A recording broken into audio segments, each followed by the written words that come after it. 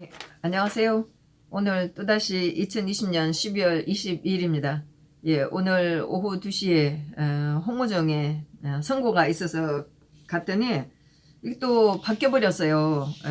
선고 날짜가 변경이 돼서 2월 1일로 바뀌어 버렸어요. 예, 뭐 지금 코로나 위기가 격상되고 나니까 이렇게 갑자기 변하는 것 같아요. 그래서 간 김에 정경심 내일 재판 있는 거 거기 응모를 하고 왔습니다.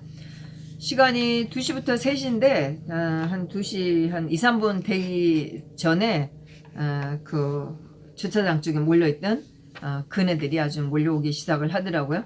그래서 줄을 길게 서고 그들이 응모를 하고 일부는 나와서 가고 일부는 그 안에 있는 것 같아요. 그래서 저는 상황을 좀 파악하려고 계속 서 있다가 2시 반쯤 여기 가서 응모를 했습니다. 네.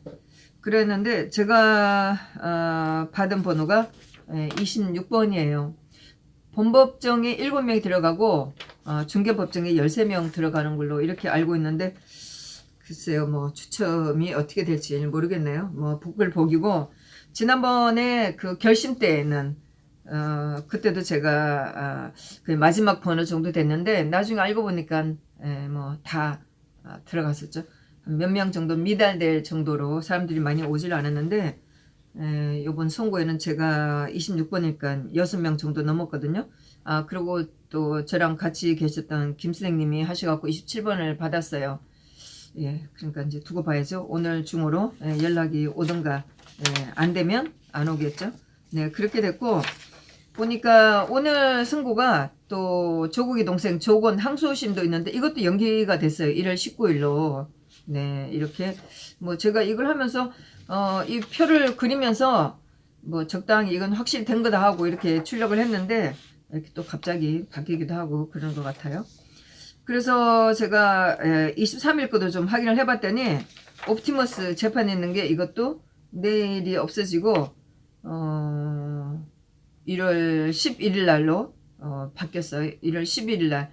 그때 내일 있는 건 없어지고 1월 11일, 뭐 18일, 25일 이렇게 계속 있게 되고 그리고 오종찬 기자, 이진동이 고소한 민사재판 이것이 내일 10시 20분에 있는데 이게 4월 7일로 미뤄졌어요. 예, 이것은 법원에서 일방적으로 정한 게 아니고 예, 이 재판이 이진동이가 오종찬 기자 또 고성국 TV 또 펜앤마이크 이렇게 두 방송사를 유튜브를 같이 고소를 했어요.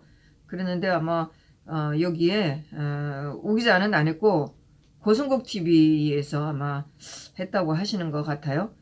그런데 뭐 1월달, 2월달 판사가 재판부가 바뀌고 검사들도 바뀌고 해서 그런지 이렇게 날짜를 이렇게 4월 7일로 뭐 이렇게 하면은 한 석 달 반이나 너무나 뒤로 이렇게 밀어놨죠.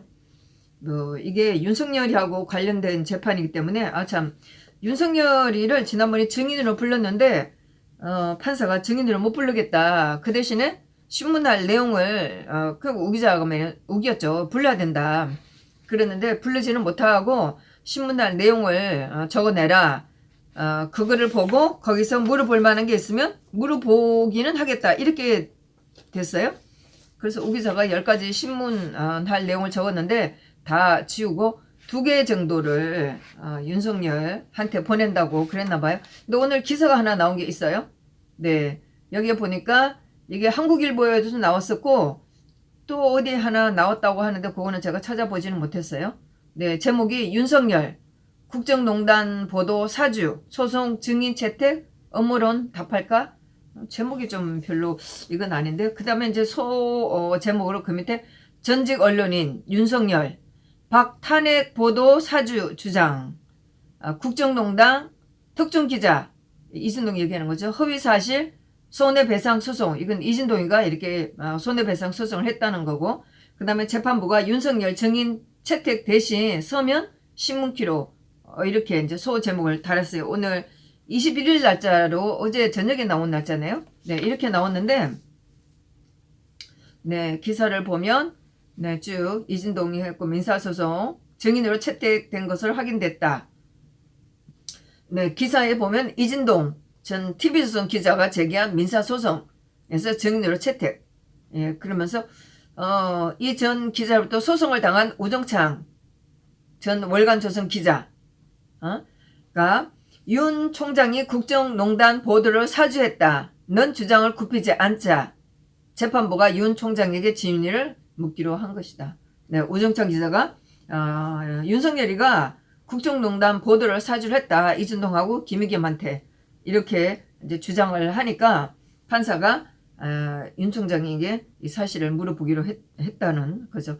이렇게 했는데 뭐 이 내용은 기사 내용은 뭐 그대로 괜찮게 나온 것 같아요. 네, 이달 그러니까 12월 2일 윤석열 총장에게 서면 증언 요구서를 보냈다. 네, 그러니까 질문 요지는 2016년 이진동 전 기자를 만나 취재와 관련한 법률 조언을 했는지 2016년이 아니고 그 전부터 한 거죠. 네. 한겨레 신문 기자에게 김의겸에게 이 전 기자의 취재 내용을 전달했는지 이진동한테 했던 취재 내용을 전달했는지 이거를 무기로 보겠다는 거죠. 그래서 이진동이가 지난해 5월 우 전 기자와 고성국 페네마이크 상대로 2억 원의 손해배상 청구 소송을 냈다. 네, 꿈도 야무집니다. 이진동. 제가 지난번에 법원에서 만났을 때 강희철인가 이 한겨레 기자가 증인으로 나왔을 때 재판 끝나고 나갈 때 저한테 한 대 먹었죠. 네. 그래서 우정창 기자가 유튜브를 통해 이진동 전 기자가 박근혜 대통령을 탄핵하려는 윤 총장 지시와 조정을 받아서 허위사실을 보도했다는 업무론을 제기하자. 무슨 업무론이에요. 자기 책에 그렇게 해놨으니까 거기에 대한 걸 얘기를 한 거지. 법적 대응으로 맞선 것이다. 제가 이진동 만나갖고 그랬죠. 명예훼손? 지금 누구 명예훼손을 짓밟고 있는데 명예훼손 고소를 했냐고 제가 소리 질렀죠. 그러면서 법적 대응으로 맞섰다. 네, 등등. 이진동 기자는 2016년 TV조선 기획 취재 부장 재직 당시 최순실 씨가 깊숙이 관여한 미르 K스포츠 재단의 존재를 처음으로 세상에 알려 박진 대통령 탄핵에 이어지는 단추를 제공했다. 윤석열이 알려준 거죠. 이진동한테 미르 K스포츠 재단 이거 알아보라고 해서 결국 뭐 고영태가 신사동 의상실에 CCTV 다는 것까지 알려줬다는 거 아니에요? 거기에 법에 위반이 되나 안 되나 어떻게 하면 법을 피할 수 있나 이런 것까지 다 알려줬다는 거 아니에요? 네, 이렇게 그러면서 우전 기자 등이 윤 기자 등이 한 것은 뭐 고성국 TV나 페네마이크 거기 방송에 나와서 한 거니까 같이 이진동이가 세 사람을 상대로 해서 세 군데를 상대로 해서 고소를 했기 때문에 우 기자 등이라고 한 거죠. 윤 총장의 국정농단 기획서를 주장하는 근거는 이진동의 책 이렇게 시작되었다에 등장하는 검사 A를 윤 총장이라고 믿고 있기 때문이다. 예.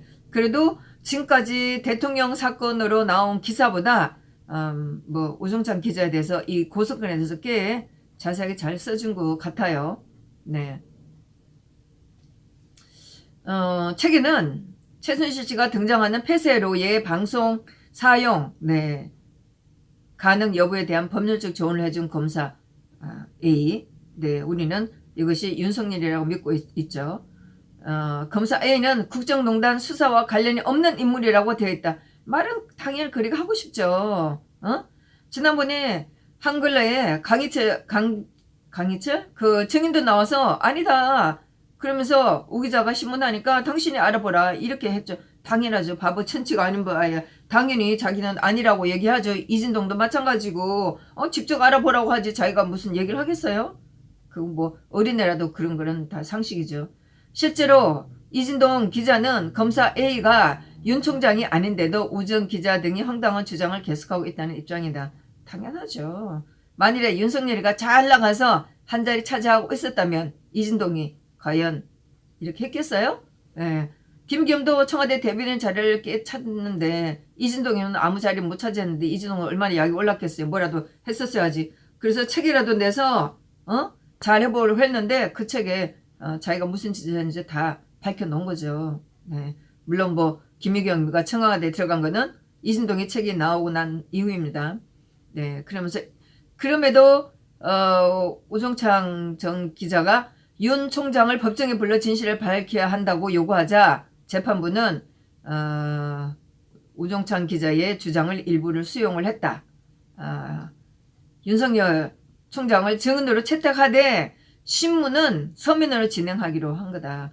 그러니까 이 판사가 착각을 한 거죠. 이럴 때 사실 진작에 윤석열을 불러내갖고 증인대에 세웠으면 추미애한테 점수를 딸 걸 이 판사가 판단을 잘못한 거지. 민사소송에서는 사안에 따라 서면을 통한 증인신문도 가능하지만은 또 윤석열이가 답변할 의무는 없다. 이게 민사소송에서는 그렇다는 거예요. 그래서 윤석열이 이달 7일, 12월 7일 서면 증인 요구서를 송달받았지만 이달까지 재판부에 답변서를 제출하진 않았다. 요게 아마도 그 형사 민사 소송의 그 차이인 것 같죠? 예. 그러면서 한국일보는 이 기사가 한국일보에서 나온 겁니다. 한국일보는 윤 총장 등 입장을 듣기 위해 연락했지만 답변을 들을 수가 없었다. 예, 윤석열 총장과 친분 있는 전직 검찰 간부는 이게 누굴까요? 친분이 있는 검찰 간부는 많은데 혹시 여기에 그 공보관을 일했던 이규철은 아닐까요? 예, 윤 총장은 우정 기자 등의 주장이 사실과 달라서 답변할 필요성을 못 느낀다는 입장인 것으로 알고 있다. 이거는 친분이 있다는 사람의 주장입니다. 네, 그러나 우리가 통상적으로 말을 안 하면 지는 거죠. 네. 그러나 국정농단 업무론을 반박할 기회를 여긴다면 짧게라도 답변할 수도 있지 않겠냐고 내다봤다. 당연히 답을 해야죠. 뭐 윤석열은 답을 해야죠. 그 책에 이진동이가 아주 자세하게 써놨던 거기에 대해서 답을 해야죠. 자기가 아니라고요? 아니라고 하면 거기에 그런 빌미를 줄 수 있는 그 사람이 누군지는 말해보세요. 이진동과 윤석열이는 답을 해야지. 뭐 허공에 있는 사람이 그러면 대통령에 대해서 최순실에 대해서 그런 정보를 주고 그랬나요? 아니 당시에 있었던 그 지방 그쪽이 어디예요? 다 나왔는데 말을 할 수가 없겠죠. 또 말을 하면은 거짓말이 되니까 말을 할 수가 없겠지. 그렇지만 말을 안 하면 어떻게 된다는 거는 판사가 판단하겠죠. 네, 이렇습니다. 이런 기사가 나왔습니다. 예, 그렇게 해서 오정찬 기자의 재판이 이게 4월 7일로 가버렸어요. 참 아쉽죠. 내일 해도 사실 이 재판에 오는 사람도 별로 없어요. 제가 보니까 저뿐이에요. 변호사하고 오정찬 기자하고 그 다음에 고성국TV 페네마이크의 변호사 그렇게 해서 3분 4분 저 이렇게밖에 없어요. 뭐 그리고 검사 1명 이렇게밖에 없는데 아니 이거를 뭐 연기할 게 뭐가 있어요. 하여튼 이렇게 됐고 그 다음에 정진웅 검사 준비기일 이거는 뭐 그대로 하는 것 같아요. 내일 11시에 그대로 하고 정경심 재판 이것도 그대로 합니다. 네 그렇게 했고 그 다음에 뭐 목요일 거는 확인 안 해봤는데 이렇게 재판 일자가 달라졌습니다. 오늘 2시에 홍무종의 선고가 진행이 됐어야 되는데 이것도 왜 이렇게 연기가 되는지 모르겠어요. 2월 1일 하면 1월달 뭐 판사검사 이동이 되고 난 후에 다시 재판을 하겠다는 건지 뭐 그대로 똑같은 판사와 선고를 내리겠다는 건지 아니 이거를 왜 연기를 하는지 전혀 이해가 안 돼요. 하여튼 이렇게 하고 나오는데 윤석열에 대한 그 징계에 대한 그 판결 거기에 대한 심사 이거는 양재동에 있는 행정법원에서 하고 있는데 뭐 유튜브를 찾아봤더니 중계를 하고 있는 뭐 유튜버들은 있긴 하더라고요. 근데 뭐 그렇게 결론이 금방 나올 것 같지 않다고 저녁 늦게까지 할 거다. 또 아는 분이 또 이렇게 얘기를 해서 뭐 저희가 있는 데서 가까우니까 저녁에 제가 시간이 되면 한번 가보던가 뭐 가봐도 뭐 법정 안에 들어갈 수 있는 건 아니니까 하여튼 그렇습니다. 오늘 또 급하게 내일 재판이 오정찬 기자 그 민사재판 이건 취소됐다는 거 알려드리고 또 정경심 재판은 그대로 하고 있다고 말씀드립니다. 홍문종의 선고에 대해서 잔뜩 기다리고 있는 분이 많았을 텐데 네, 아쉽게도 오늘 선고는 연기됐다고 알려드리겠습니다. 네, 감사합니다.